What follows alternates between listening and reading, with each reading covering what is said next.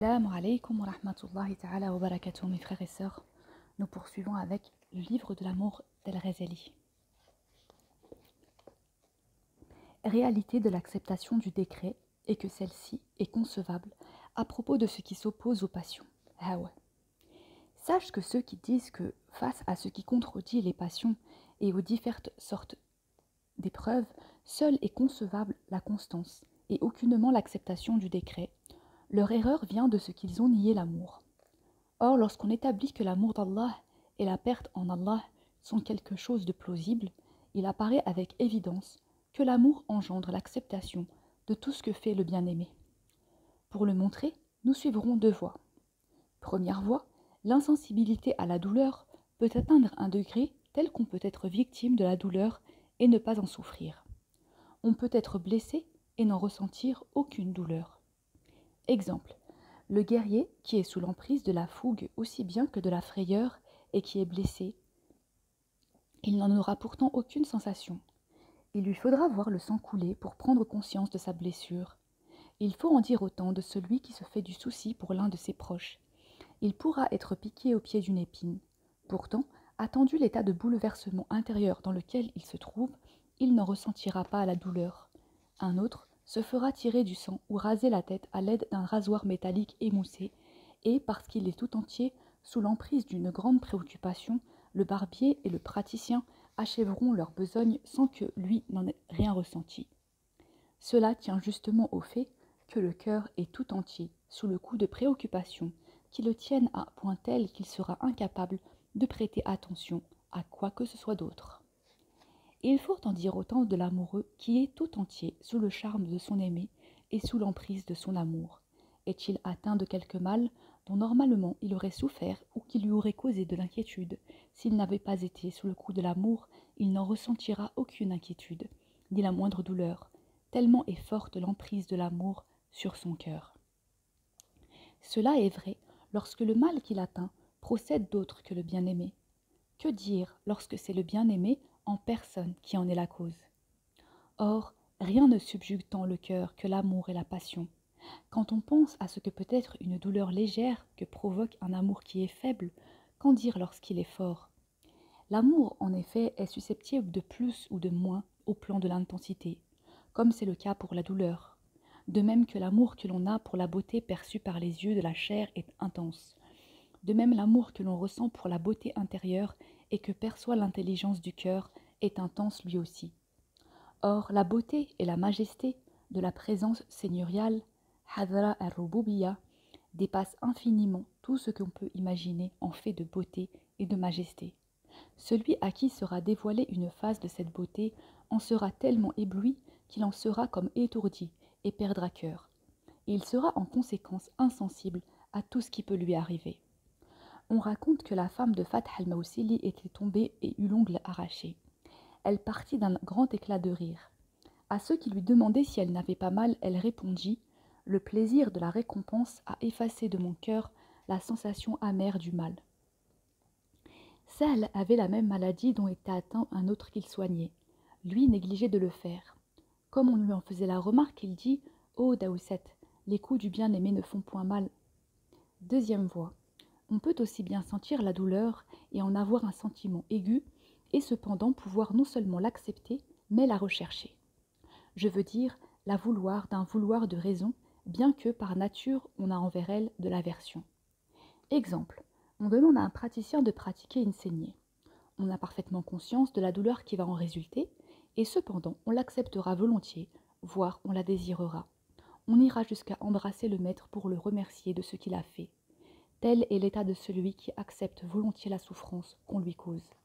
Il faut en dire autant de celui qui part en voyage pour un profit qu'il escompte. Il est parfaitement conscient des désagréments du voyage. Pourtant, ce qu'il espère lui rend les désagréments du voyage plutôt agréables, et il s'en accommodera très volontiers. Ainsi, tous les maux qui peuvent nous arriver de la part d'Allah, on les accueillera volontiers, puisqu'on est certain que la récompense qu'il réserve est infiniment supérieure à tout ce qu'on a pu manquer. On agréera volontiers le mal, on l'aimera, on en saura gré à Allah, ceci dans le cas où l'on aspire en contrepartie à la récompense et au bienfait divin. Il se peut aussi que l'amour soit si fort que l'on recherche plus que la satisfaction du bien-aimé. Dans ce cas, c'est ce que veut le bien-aimé, ce qui lui fait plaisir, qui sera aimé et désiré. Or, tout cela, on le retrouve dans l'expérience qu'on a de l'amour humain et que les écrivains ont chanté à l'envi, aussi bien en prose qu'en poésie. L'idée, ma'na, qu'on s'en fait, ne dépasse pas cependant la beauté de la forme extérieure qui tombe sous les regards. Considère un instant cette beauté. Elle est faite de peau, de chair, de sang qui draine des impuretés. Au départ, un peu de sperme pour finir un cadavre puant. Entre ces deux états, un dépôt d'excréments. Considère l'instrument qui permet de percevoir cette beauté. Il est si quelconque, que d'erreur ne commet-il pas?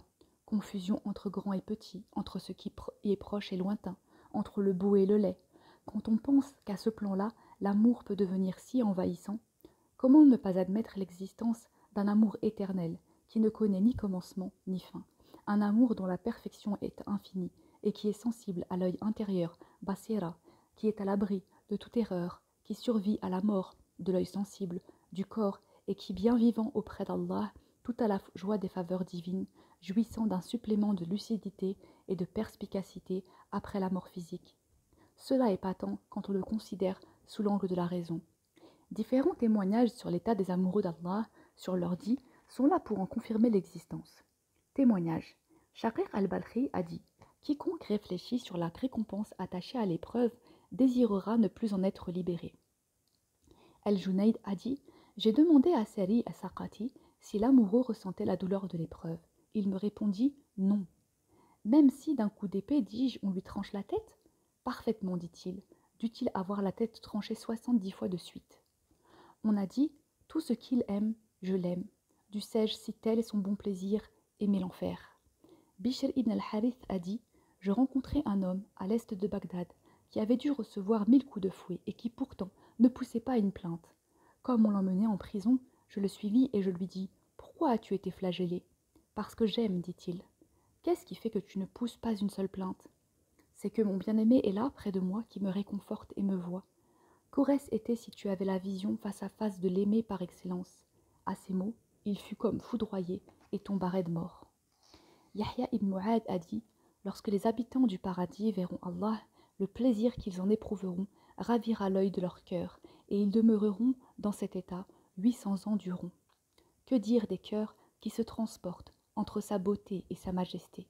Lorsqu'ils voient la majesté, ils le vénèrent, et lorsqu'ils voient la beauté, ils s'en vont errants et hagards. Bishr ibn al-Harith a dit « À mes débuts spirituels, j'avais été à Abaden. Je rencontrai là un aveugle lépreux atteint de folie qui gisait à terre sans connaissance, la chair en proie aux fourmis. Je lui relevai la tête et la posai sur mon giron et me mis à réciter des prières. Soudain, il s'éveilla et dit « Quel est cet intrus qui s'est interposé entre moi et mon Seigneur? Dût mon Seigneur me couper en menus morceaux, je ne concevrai pour lui qu'un plus grand amour. » Depuis lors, ajouta Bishr, chaque fois qu'il m'est arrivé d'être témoin d'une épreuve quelconque, qui est ce lieu de rencontre entre le serviteur et son Seigneur, je me suis bien gardé de m'entremettre. Abu Amr Muhammad ibn al-Ashad a dit « Les Égyptiens restèrent 4 mois en ayant pour toute nourriture la contemplation du visage de Joseph alayhi salam. Lorsqu'ils avaient faim, ils regardaient son visage. Sa beauté les rendait insensibles aux morsures de la faim. » On trouve dans le Coran quelque chose de bien plus sublime encore. Des femmes se coupèrent la main, tout entières perdues dans la contemplation de la beauté de Joseph alayhi salam. Elles ne s'aperçurent de rien. On raconte que Jonas alayhi salam dit à Gabriel alayhi salam « Montre-moi l'homme le plus religieux du monde. » Il lui montra un homme dont les mains et les pieds avaient été rongés par la lèpre et qui était devenu sourd et aveugle. On l'entendit pourtant dire « Mon Dieu, tu m'en as donné la jouissance selon ton gré, et selon ton gré tu m'en prives. Mais tu m'as laissé l'espoir en toi, toi, le bon, toi qui confères sans cesse des faveurs. Wassoul. » On raconte au sujet de Abdallah ibn Omar qu'un de ses enfants lui dit qu'il souffrait. Il compatit si fort à sa douleur que certains dirent « Nous avons peur pour ce vieillard, pourvu que rien n'arrive à son fils. » Or, l'enfant mourut. Ibn Omar suivit le cortège funèbre, le plus heureux du monde. Comme on lui en faisait la remarque, il dit « Si j'avais de la peine, c'était par compassion pour lui. Maintenant que l'arrêt d'Allah, Amr, est tombé, c'est de tout cœur que nous l'accueillons. » Masruq a dit « Un homme vivait avec sa famille dans le désert, Il avait un chien, un âne et un coq qui les réveillaient pour la prière. L'âne leur servait à transporter l'eau et les tentes, et le chien montait la garde. Vint un jour un renard qui vola le coq. Il en fut attristé. Mais lui était un homme juste. Il dit: puisse cela nous être de bon augure. Le loup vint à son tour, qui éventra l'âne et le tua. Ils en conçurent une grande tristesse, et l'homme de soupirer: puisse cela nous être de bon augure. Le tour du chien arriva lui aussi, et l'homme de dire: puisse cela nous être de bon augure. Un jour, levés de bonne heure, ils regardèrent tout autour et virent que tous les voisins avaient été enlevés et déportés, tandis qu'ils étaient eux les seuls à survivre. Il dit: ils ont été enlevés et pourtant rien ne leur manquait, un chien pour aboyer, des ânes et des coqs à leur service. Le fait que l'homme et sa famille aient perdu leurs animaux renfermait du bien pour eux, conformément à ce qu'Allah avait décrété de toute éternité. Ainsi, celui qui connaît les subtilités de la bonté divine, l'Lutf, ne peut que se complaire dans les décisions d'Allah, quelles qu'elles soient. On raconte que Isa alayhi salam rencontra un jour un aveugle, lépreux et paralysé des deux jambes, à telle enseigne que sa chair tombait en lambeaux. On l'entendait pourtant dire: grâce à Allah qui m'a épargné d'autres épreuves dont il accable tant de gens. Jésus, Isa alayhi salam, lui dit: ô toi que voilà, quelle est donc cette calamité dont tu as été épargné? Ô esprit d'Allah, dit-il, je me porte mieux que ceux à qui il n'a pas été donné de le connaître dans leur cœur, comme moi je le connais dans mon cœur. Tu as parfaitement raison, dit Isa. Donne-moi ta main. Il lui donna la main et voilà qu'il surpassa tous les autres hommes par la finesse de ses traits et la beauté de son visage. Allah venait de le délivrer de tous ces maux. Et il suivit Isa alayhi salam, partageant sa vie et son adoration. Urwa ibn al-Zubayr eut la jambe coupée jusqu'au genou, à la suite d'une gangrène. Il dit: grâce à Allah qui ne m'a pris qu'une jambe. Oui, mon Dieu, lorsque tu prends quelque chose, tu ne laisses pas de conserver quelque chose d'autre. Et lorsque tu frappes, tu ne laisses pas de guérir. Et il ne manqua pas cette nuit-là de lire son wird. Ibn Mas'ud avait l'habitude de dire: pauvreté et richesse sont comme deux montures. Peu m'importe quelle est celle sur laquelle je monte. Est-ce la pauvreté? Je me montre constant. Est-ce la richesse? Je me montre généreux. Abu Sulayman ad-Darani a dit: j'ai trouvé à chacune des étapes spirituelles l'état correspondant, à part l'acceptation du décret dont je ne possède que l'odeur. Même s'il devait accueillir au paradis toutes les créatures et moi me précipiter en enfer, j'accepterais cela volontiers. On demanda à un sage: as-tu atteint le plus haut sommet de l'acceptation du décret? Le plus haut sommet? Non, dit-il. Mais l'étape de l'acceptation du décret? Oui.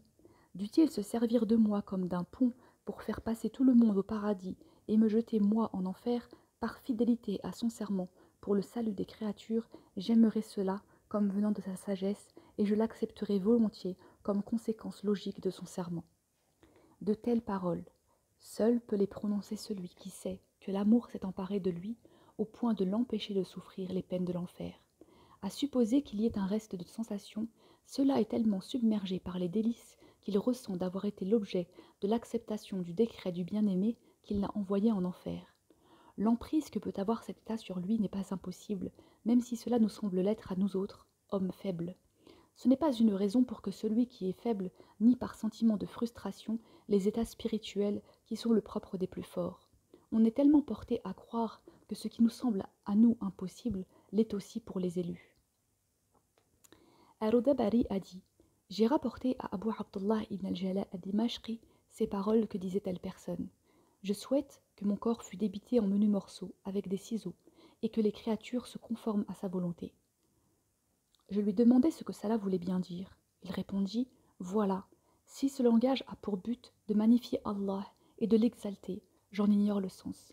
Mais si cela tient de la pitié qu'on ressent pour les hommes et d'un conseil qu'on veut leur donner, j'en sais la signification. Ce disant, il perdit connaissance. Imran ibn al-Hussein était atteint d'hydropisie et il était resté allongé sur le dos 30 ans durant, ne pouvant ni se lever ni s'asseoir. Dans son lit de branches de palmier, on avait percé un trou pour qu'il fasse ses besoins. Un jour, Mutarif vint le voir avec son frère Ala. À sa vue, il fondit en larmes. Imran lui dit: pourquoi pleures-tu? De te voir dans un si triste état. Ne pleure pas, dit-il. Ce qui plaît à Allah, voilà ce qui me plaît à moi aussi. Et il ajouta: je vais te faire une confidence. et je prie Allah que cela soit pour ton bien. Je voudrais seulement que cela reste un secret jusqu'à ma mort. Voici, les anges me visitent, et je vis dans l'intimité avec eux. Ils me disent « Salut à toi », j'entends leurs salutations, et ainsi j'ai l'assurance que ce mal dont je souffre ne tient pas du châtiment, puisqu'il me vaut cette faveur divine insigne. Celui qui, dans son malheur, expérimente pareille chose, comment n'y mettrait-il pas sa satisfaction, Rida. Lorsque Saad ibn Abi Waqqas vint à la Mecque, il était devenu aveugle. Les gens accoururent à lui pour le voir et lui demandaient chacun à son tour d'intercéder pour eux. Et lui faisait une prière en faveur de celui-ci, de celui-là, et sa prière était exaucée. Et Abdallah ibn Saïb de dire « Je l'ai abordé, j'étais encore jeune. Il me reconnut et me dit « N'est-ce pas toi qui récites le Coran aux gens de la Mecque ?» Mais oui, dis-je. Abdallah ibn Saïb lui dit « Tu pries pour les autres? Que ne demandes-tu à Allah une faveur pour toi? Allah te rendrait certainement la vue. » Mon fils, dit-il en souriant, ce que Allah, pureté à lui, a de toute éternité décrété, mais bien plus précieux que ma vue. Un gnostique perdit un jour son enfant. 3 jours durant, il fut sans nouvelles de lui. On lui dit « Pourquoi ne demandes-tu pas à Allah de te le rendre? En m'opposant à ce qu'il a décrété de toute éternité? Cela me coûte davantage que de perdre mon enfant. » On rapporte ces paroles d'un dévot. Il y a 60 ans, j'ai commis un péché énorme, et depuis, je ne cesse de verser des larmes amères. En signe de repentir, il s'était voué à la dévotion. On lui dit « Quelle est donc cette faute ?» J'ai dit à propos de quelque chose qui avait eu lieu, si seulement cela n'avait pas été. Un pieux ancien a dit « Dût mon corps être coupé en menus morceaux, cela me serait bien plus supportable que de dire à propos de quelque chose que Allah, exalté soit-il, a décrété de toute éternité, si seulement cela n'avait pas été. » On dit à Abd al-Wahid ibn Zayd, il y a là quelqu'un qui s'est voué à la dévotion et qui s'y a donné 50 ans durant. Il alla le trouver et lui dit « Dis-moi, ami, as-tu trouvé ce que tu cherchais ?»« Non, dit-il. »« Es-tu devenu son intime ?»« Non, dit-il. »« As-tu mis en lui ta satisfaction, Rida ?»« Non. »« As-tu toujours continué à jeûner et à prier plus ?»« Oui. » Avec tout le respect que je te dois, il me faut te dire que les 50 ans passés dans la dévotion ont été 50 ans de perdus. Il voulait dire par là que les 50 ans n'avaient pas ouvert son cœur, ce qui lui aurait permis de progresser jusqu'à l'étape de la proximité, qurb, par le biais des actes propres au cœur. Tu n'en es encore qu'à l'étape des gens de la droite, tu en es encore à l'application qui te porte à faire toujours davantage des œuvres extérieures, ce qui est le propre des gens ordinaires, du commun des mortels. Certaines gens s'en vinrent trouver un jour à Chibli, dans l'asile où il s'était retiré. Devant lui se trouvaient des cailloux. Il leur dit « Qui êtes-vous » ?»« Des personnes qui t'aiment, dirent-ils. Il fonça sur eux et leur lança des pierres, ce qui les mit en fuite. Puis il leur dit « Comment vous prétendez m'aimer? Si vous aviez été sincère, vous auriez supporté l'épreuve à laquelle je vous ai soumis. » Écoutez ces paroles d'Ash-Shibli. L'amour du miséricordieux m'a rempli le cœur d'ivresse. Avez-vous vu à Montlucide? Un dévot, habitant du Chem, dit un jour « Vous vous présentez tous à Allah en toute sincérité. Est-ce que par hasard vous ne mentez pas à Allah? Si l'un d'entre vous avait un doigt en or, ne le verrait-on pas faire des signes avec ce doigt? Alors que si ce doigt avait été paralysé, il l'aurait vite dissimulé. » Il voulait dire que Allah a l'or en horreur, tandis que les hommes, eux, s'en glorifient. L'épreuve, bala, est la parure des gens de l'au-delà, tandis que les hommes la dédaignent. On raconte qu'un incendie s'était déclaré dans un marché. On vint dire à un riche marchand que tout le bazar avait été la proie des flammes et que seul son magasin avait été épargné. « Grâce à Allah, dit-il. »« Comment as-tu le front, lui dit-on, de rendre grâce à Allah pour ce dont tu as été épargné alors que les musulmans ne l'ont pas été ?» Il abandonna sur-le-champ le commerce, laissa sa boutique pour tout le reste de la vie en vue de se repentir et d'obtenir le pardon d'Allah pour cette parole qu'il avait dite grâce à Allah. Médite ces récits. Ils te montreront avec assez de clarté que la satisfaction, rida, quant à ce qui va à l'encontre des passions, n'est pas chose impossible. C'est plutôt une des étapes les plus sublimes qui caractérisent les dévots. Si cela est possible, s'agissant de l'amour voué à la créature, à plus forte raison, cela l'est-il en ce qui concerne l'amour d'Allah et de l'au-delà. Cette possibilité existe à un double point de vue. Petit 1, on peut donner sa satisfaction à Allah dans la douleur, dans l'espoir d'une récompense à venir, tout comme on acquiesce le recours à la saignée et aux médicaments dans l'espoir de guérir. Petit 2, on peut donner sa satisfaction à Allah sans avoir autre chose en vue que de se conformer au vouloir, murad, du bien-aimé et parce que cela lui agrée. L'amour dans ce dernier cas est plus fort en ce sens que la volonté de l'amant s'anéantit dans celle du bien-aimé. Il n'est rien de plus doux aux yeux de l'amant que la joie de l'aimer, sa satisfaction et la réalisation de sa volonté, dût cela lui coûter la vie. On a dit à ce propos « Je ne souffre point d'être blessé quand de vous la blessure est agréée ». Cela est plausible même lorsque l'on souffre. L'amour a un tel empire sur le cœur qu'il empêche de sentir la douleur. C'est ce qu'atteste le raisonnement analogique, Ries, l'expérience, l'observation. Il ne convient pas de nier cela sous prétexte qu'on ne l'a pas expérimenté, car s'il n'a pas éprouvé un tel état, c'est parce qu'on est dénudé de sa cause, l'excès dans l'amour. Celui qui n'a pas goûté à l'amour ne sait pas quelle merveille en découle. Ceux qui aiment sont capables de prodiges qui dépassent encore ce que nous venons de dire. On rapporte ces paroles de Umar ibn al-Harith al-Rafi'i. J'étais en compagnie de gens en visite chez un ami à Ar-Raqa. Il y avait là un jeune homme qui était amoureux éperdument d'une chanteuse qui était présente dans le groupe. Elle se mit à chanter. Il y a un critère à l'amour qui a servi, ce sont les larmes que versent les amants à l'envie, surtout dans le cas de l'amant qui, pour se dire, n'a pas de confident. Le jeune homme répliqua « Par Allah, quand de beaux accents ces choses-là sont dites, me permettez-vous de mourir ?» Soit, dit-elle, puisses-tu être bien dirigé. Elle parlait encore lorsque, posant sa tête sur le coussin, il ferma la bouche et les paupières, on le secoua. Inutile, il était mort. El-Junayd a dit « Je rencontrai un homme qui était suspendu à la manche d'un jeune garçon, le suppliant et lui donnant toutes sortes de marques d'amitié. Le garçon, se retournant, lui dit « Jusqu'à quand resteras-tu ainsi à simuler ? Allah m'est témoin, dit-il, que je dis vrai. Si tu me demandais de mourir, je le ferais. Eh bien, meurs, dit le garçon, si tant est que tu sois sincère. » À ces mots, l'homme se retira, ferma les yeux. Il était mort. Soumnoun, l'amoureux, dit « Il y avait parmi nos voisins un homme qui avait une esclave dont il était épris jusqu'à la folie. Lorsqu'un jour, elle tomba malade, l'homme s'assit et se mit à lui préparer du haïs. Pendant qu'il retournait la marmite, l'esclave s'écria « Ah !» Il en fut tout ému. La cuillère lui tomba des mains, il se mit à remuer la marmite de sa main et se brûla les doigts. L'esclave lui dit « Qu'est-ce qui t'arrive ? C'est ton ah !» dit-il, qui en est la cause. On rapporte ces paroles de Muhammad ibn Abdullah al-Baghdadi.